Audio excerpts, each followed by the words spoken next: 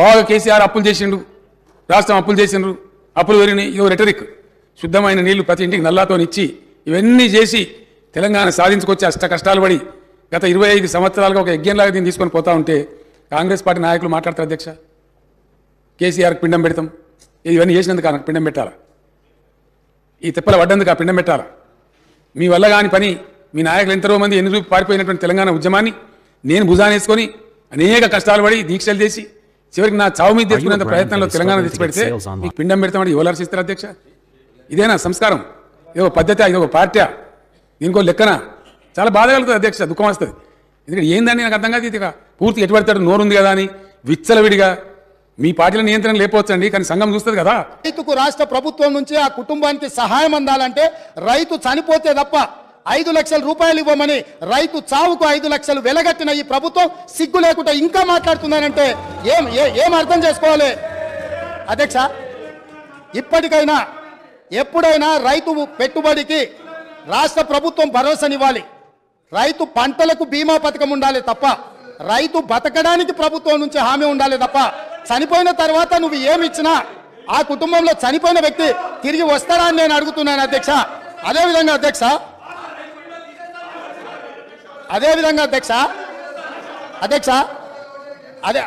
అధ్యక్ష వీళ్ళు ఏదైతే వరి ఈరోజు తెలంగాణ రాష్ట్రంలో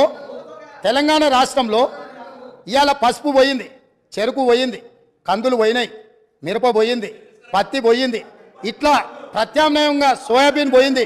కమర్షియల్ క్రాప్లని ఈ తెలంగాణ రాష్ట్రము భూమి యొక్క నైసర్గిక స్వరూపము ఎన్నో రకాల ప్రత్యామ్నాయ పంటలు పండించడానికి సారవంతమైన భూములు ఉన్నాయి. ఈ సారవంతమైన భూములలో వివిధ రకాల పంటలు పండించడానికి అవకాశం ఉన్నా ప్రభుత్వ సహకారం లేకపోవడం వల్ల, ప్రభుత్వం నిర్లక్ష్యం చేయడం వల్ల ఇవాళ చెరుకు పోయింది, సోయాబీన్ పోయింది, మొక్కజొన్న పోయింది, పసుపు పోయింది. ఇట్లాంటి పంటలన్నీ పోయి ఓన్లీ వరి పండించే పరిస్థితి వచ్చింది. వరి పండిస్తే ఒకనాడు కేసీఆర్ గొప్పగా వరి పంట అద్భుతం అన్నాడు.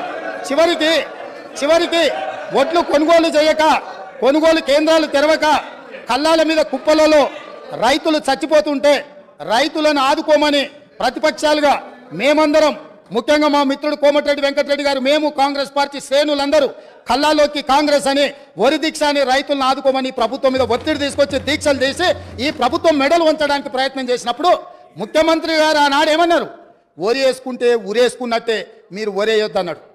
నేను అడుగుతున్న అధ్యక్ష మీ ద్వారా ఈరోజు అక్కడ కూర్చున్న వాళ్ళను, ఆనాడు చెరుకు కానీ, పత్తి కానీ, మిర్చి కానీ, సోయాబీన్ కానీ, పసుపు కానీ, కందులు కానీ, మినుములు కానీ పండించకుండా, ఆ రైతులకు సహకారం అందించకుండా, ఆ రైతులను అందరినీ వరి పండించడానికి మళ్ళించి వరి పండించినప్పుడు ఒరేస్తే ఉరేసుకున్నట్టే అని చెప్పిన ఈ ప్రభుత్వం, ఈ పార్టీ, ఈ నాయకుడు రైతులందరినీ ఒరేసుకోవద్దని చెప్పి ఈ ప్రబుద్ధుడు మాత్రం ఫామ్ హౌస్లో 150 ఎకరాలలో వరి పండించింది అధ్యక్ష.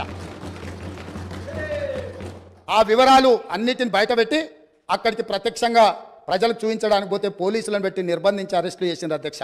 అది వాళ్ళ నిర్బంధ నిరంకుశ పాలన. వాళ్ళు రైతులందరినీ వరి వేసుకోవద్దు, వరి వేసుకుంటే ఉరేసుకున్నట్టు అని చెప్పి వాళ్ళ ఫామ్ హౌస్లో మాత్రం 150 ఎకరాలలో వరి పండించడం ద్వారా ఈ తెలంగాణ రైతాంగానికి ప్రభుత్వం ఏ సందేశాన్ని ఇవ్వదలుచుకున్నది? ఈరోజు ఏ మొహం పెట్టుకొని ఇక్కడికి వచ్చి మా కొత్తగా వచ్చిన ప్రభుత్వాన్ని ఏమీ చేయలేదని అప్పుడే నిలదీస్తున్నారో మీరు ఒక్కసారి ఆలోచన చేయండి అధ్యక్ష. అదేవిధంగా అధ్యక్ష, ఈరోజు కేంద్ర ప్రభుత్వం ఆనాటి ధరలు, కనీస మద్దతు ధర వరికి 1960 రూపాయలు ఉన్నప్పుడు రైతుల నుంచి దళారులు కావచ్చు, మిల్లర్లు కావచ్చు, లేకపోతే ప్రభుత్వంలో ఉన్న పెద్దల యొక్క కుమ్ముక్కుతోటి 1400కు 1500కే క్వింటాల్ కొంటున్నప్పుడు ఎసెన్షియల్ కమోడిటీ యాక్ట్ కింద పీడీ యాక్ట్ పెట్టి బొక్కలేయాల్సిన దళారులను వాళ్ళు అంటగాగి 1400కు 1500కు వరి అమ్ముకుంటున్న రైతులు ఆత్మహత్యలు చేసుకుంటుంటే ఈ ప్రభుత్వం ఆనాడు వీళ్ళు ఏం చేసిందో మీరు ఆలోచన చేయండి అధ్యక్ష.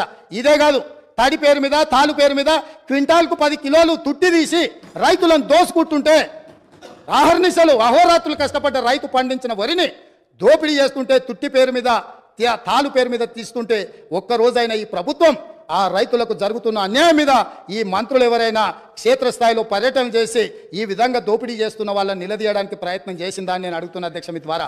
ఇదే కాదు, ఇవాళ నేను సూటిగా సవాలు విసురుతున్న ఈ ప్రతిపక్షానికి, పేద రైతులు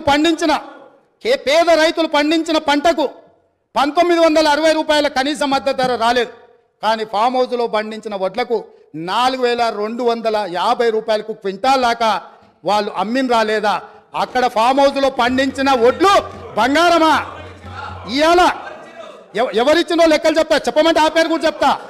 ఎవరిచ్చిందో వాళ్ళకి చేరిన లబ్ధి ఏందో మీరు విచారణకు సిద్ధంగా ఉంటే ఇవాళ నేను విచారణకు ఆదేశిస్తా అధ్యక్ష. మీరు ఫామ్ హౌస్లో పండించిన ఒడ్లు 4,250 రూపాయలకు ప్రైవేటు కంపెనీల మెడ మీద కత్తి పెట్టి మీరు మీ ఒడ్లు తౌడులాగా పండించిన ఒడ్లకేమో 4,250 రూపాయలు గిట్టుబాటు ధరిస్తారా? ఇవాళ నా తెలంగాణ రైతాంగం కష్టపడి పండించిన పంటకు 1,400-1,500 రూపాయలు ఇస్తారా? ఇదేనా మీరు రైతులకు ఇచ్చే సందేశం అని నేను అడుగుతున్నా. ఇదేనా మీరు రైతులను ఆదుకున్నది? ఇది ఇందుకేనా మీరు రైతులను రాజు చేసామని చెప్తున్నారని నేను అడుగుతున్నా అధ్యక్ష. అదేవిధంగా అధ్యక్ష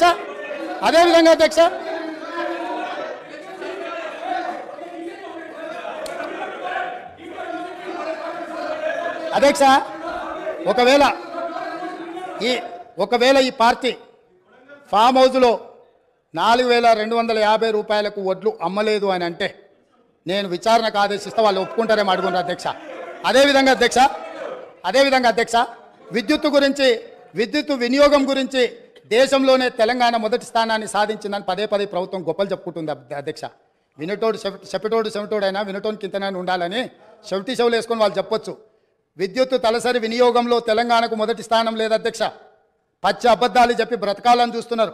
అబద్ధాల పునాదుల మీద ఏర్పడ్డ పార్టీ, అబద్ధాల పునాదుల మీద అధికారంలోకి వచ్చిన పార్టీ, అబద్ధాల పునాదుల మీదనే పరిపాలన సాగించిన పార్టీ ఈరోజు ప్రతిపక్షంలో కూడా మళ్ళీ అబద్ధాలనే నమ్ముకొని అబద్ధాలనే ప్రాతిపదికన ఇంకా ప్రజల్ని మభ్యపెట్టాలనే ప్రయత్నం చేస్తున్నారు అధ్యక్ష.